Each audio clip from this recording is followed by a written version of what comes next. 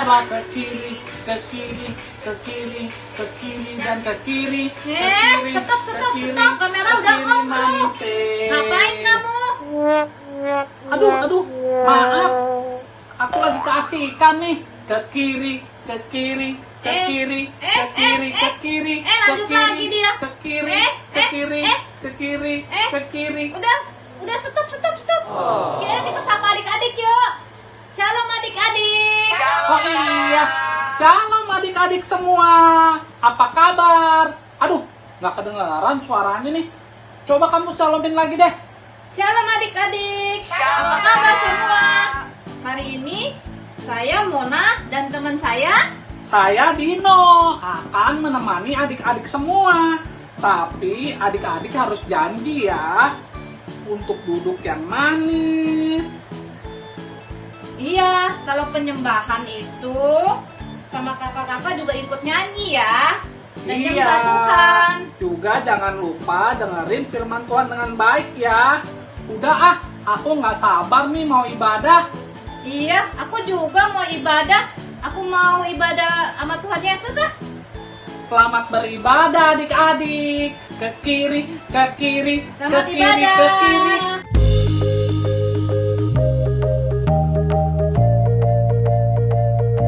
Aturan pertama, jeng. Masih ingat nggak kalian kalau kalian itu harus memakai baju yang rapi saat beribadah? Kenapa begitu kak? Karena ketika kalian memakai baju yang rapi, itu menandakan kalau kalian ingin memberikan yang terbaik untuk Tuhan Yesus. Peraturan kedua, kalian tidak boleh sambil makan ataupun minum selama beribadah. Ayo, supaya kita tetap mau serius nih sama Tuhan Yesus, kita tetap mau memberikan hati kita sepenuhnya untuk Tuhan Yesus. Peraturan ketiga, kita tidak boleh sambil bermain-main saat beribadah. Artinya kita tidak boleh sambil main game, tidak boleh sambil lari-larian, tidak boleh sambil mengerjakan apapun deh. Pokoknya kita tetap fokus dan memberikan seluruh hati kita untuk siapa? Tuhan Yesus Kristus dong. Keempat, ayo, tidak boleh ya ibadahnya belum selesai langsung aja deh, aduh mama bosen, aku mau ini aja. Tidak boleh loh ya.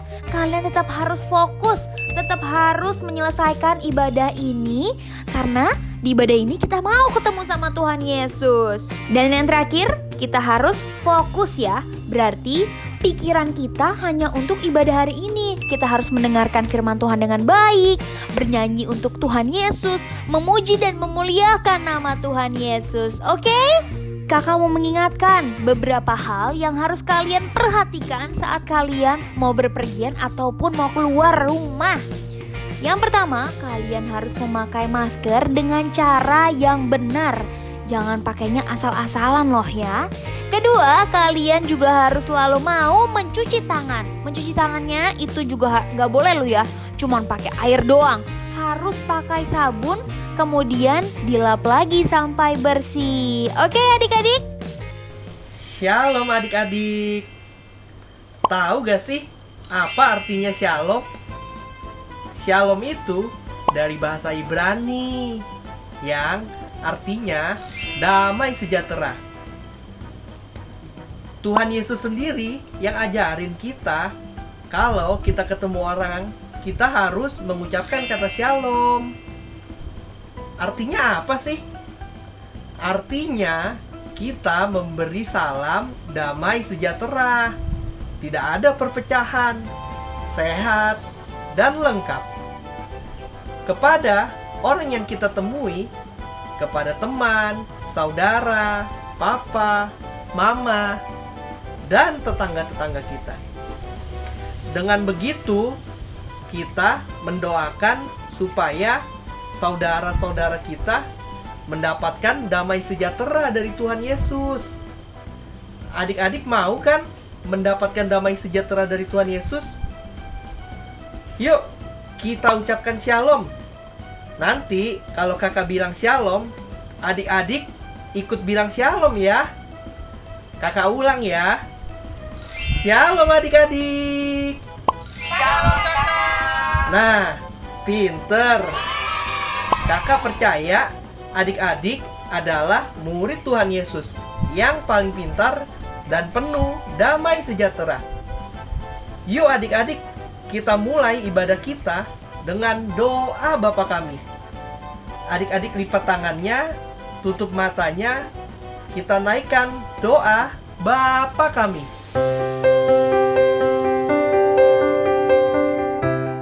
Bapa kami yang di surga, dikuduskanlah namamu, datanglah kerajaanmu, jadilah kehendakmu di bumi seperti di surga. Berikanlah kami pada hari ini makanan kami yang secukupnya, dan ampunilah kami akan kesalahan kami, seperti kami juga mengampuni orang yang bersalah kepada kami. Dan janganlah membawa kami ke dalam pencobaan, tetapi lepaskanlah kami daripada yang jahat. Karena Engkaulah yang punya kerajaan, dan kuasa, dan kemuliaan, sampai selama-lamanya. Amin. Karena Tuhan Yesus begitu baik kepada kita, betul apa betul? Betul. Puji syukur hanya kepadamu Yesus. Yes, Yesus dahsyat.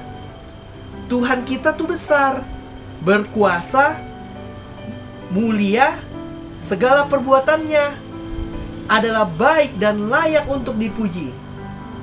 Yuk, kita ingat-ingat lagi kebaikan Tuhan Yesus sambil kita naikkan penyembahan kita. Terima kasih Tuhan buat penyertaan-Mu sempurna dalam kehidupan kami Tuhan. Bapa, saat ini kami mau ibadah, berkatilah ibadah kami ini Yesus. Amin.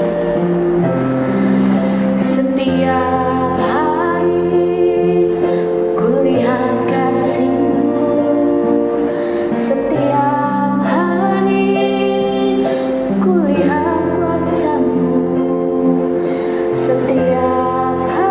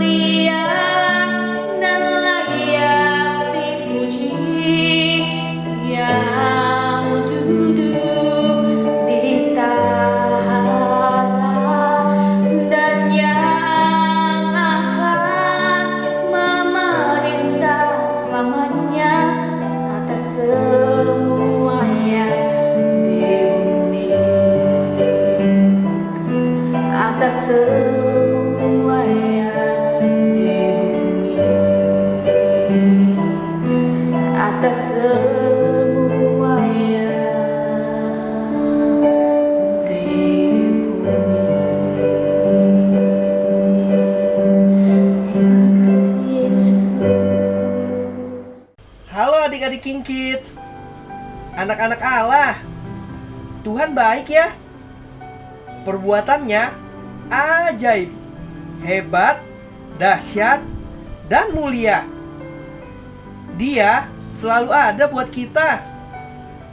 Yuk, kita menari buat Tuhan Yesus. Adik-adik semua berdiri ya. Kita menari dengan penuh sukacita. Shalom adik-adik, apa kabar hari ini? Kak Febil dan Kak Seli harap kita semua dalam keadaan sehat. Nah adik-adik, hari ini kita mau menyembah Tuhan, kita mau memuji Tuhan, dan kita juga mau menari untuk Tuhan Yesus. Semua siap? Wow, hebat! Yuk kita semua bangkit berdiri.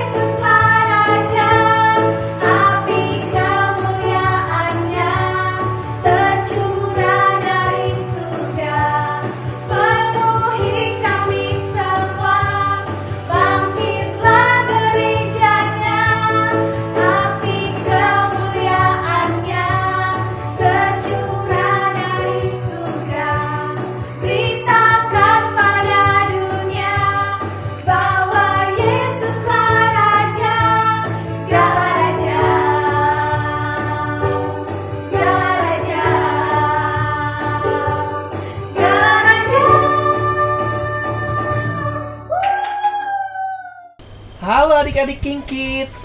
anak-anak kerajaan surga, kami membuka peluang nih untuk adik-adik semua mempersembahkan karyanya buat kemuliaan Tuhan. Adik-adik bisa langsung menghubungi nomor Kak Lucy yang tertera di bawah ini. Nah, sekarang salah satu anak King Kids sudah siap nih untuk mempersembahkan satu pujian untuk kemuliaan nama Tuhan. Kita semua ikut nyanyi yuk.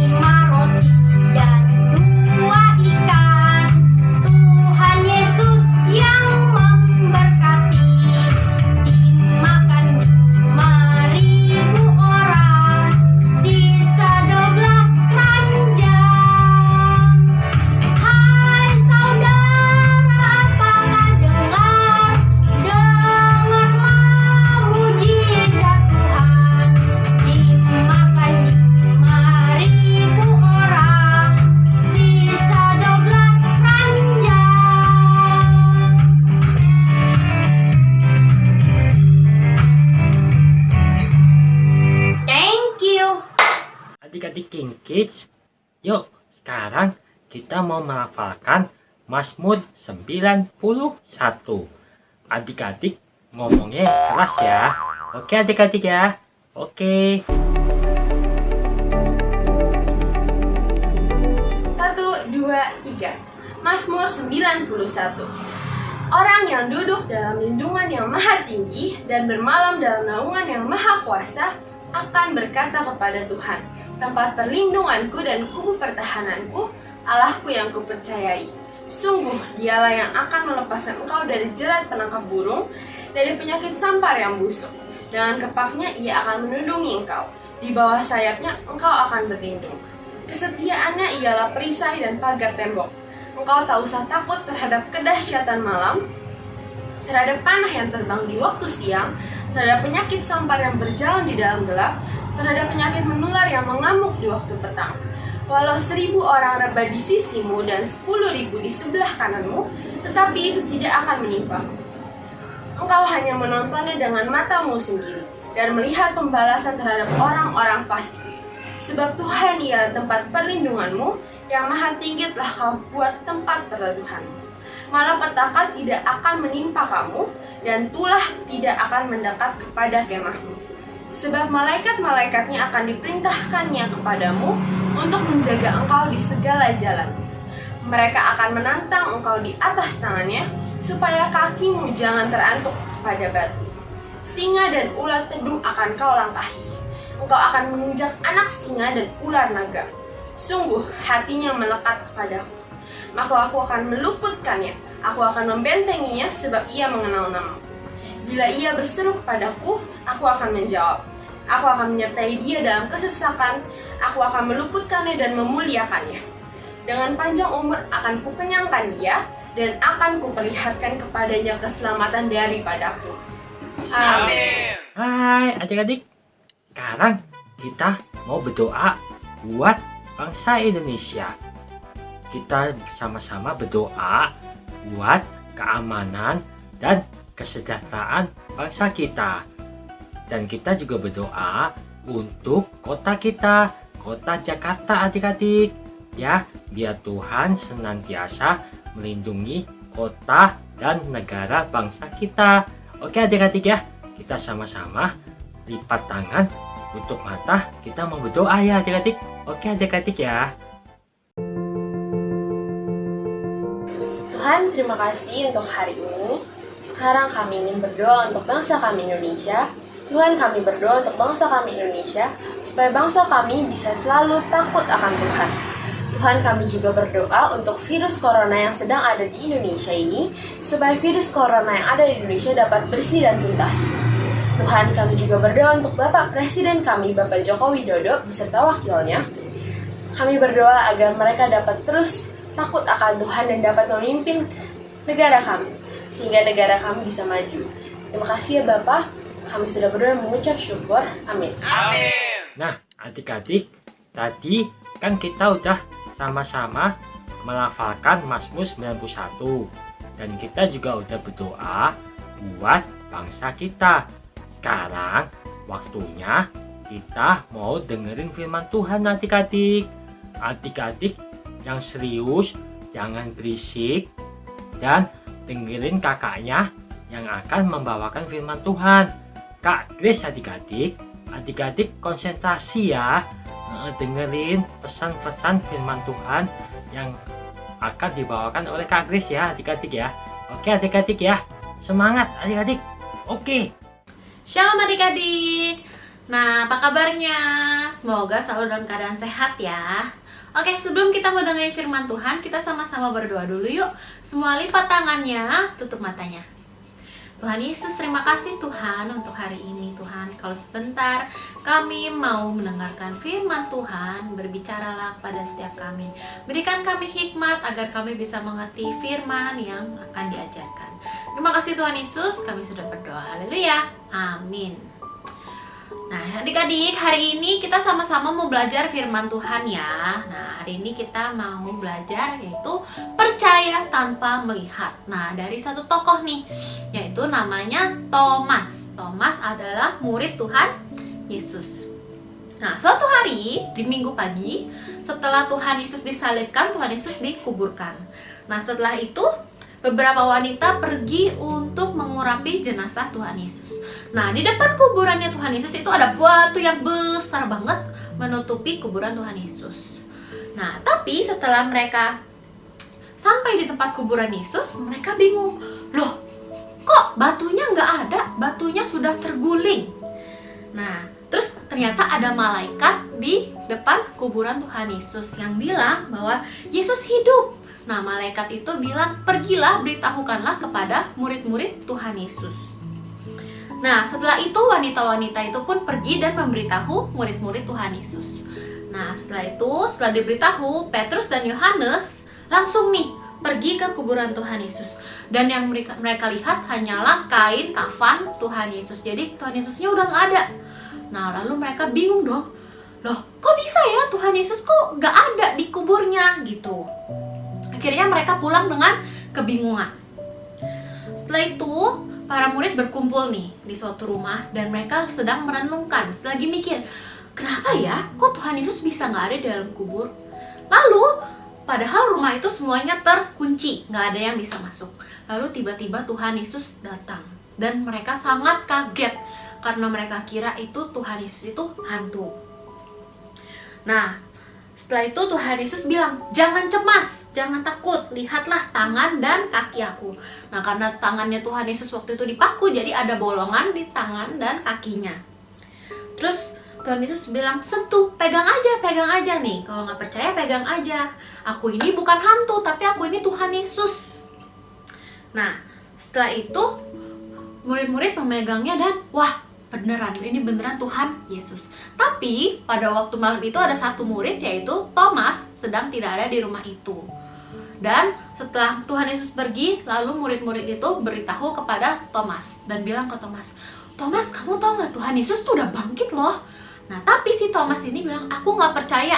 Pokoknya aku mau masukin dulu jari aku ke lubang tangan Tuhan Yesus, baru nanti aku percaya.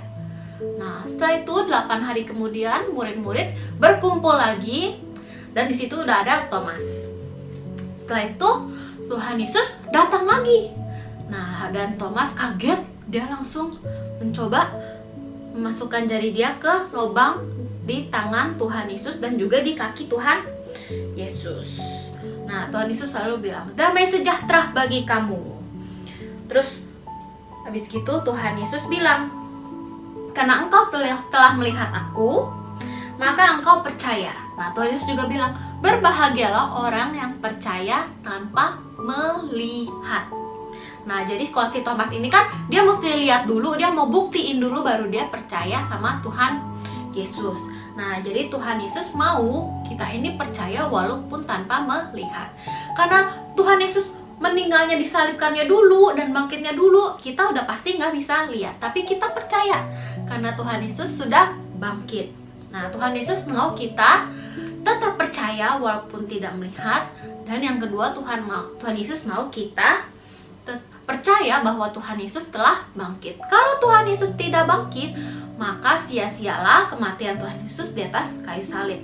Kalau Tuhan Yesus tidak bangkit, berarti tandanya Tuhan Yesus tidak menang melawan maut. Sedangkan Tuhan Yesus bangkit menang melawan maut. Makanya kita harus percaya sama Tuhan Yesus supaya kita bisa mengalahkan si iblis. Nah, Tuhan Yesus mau kita percaya tanpa lihat. Walaupun kita nggak lihat Tuhan Yesus bangkit, kita nggak lihat Tuhan Yesus meninggal, disalibkan, terus bangkit, tapi kita harus percaya.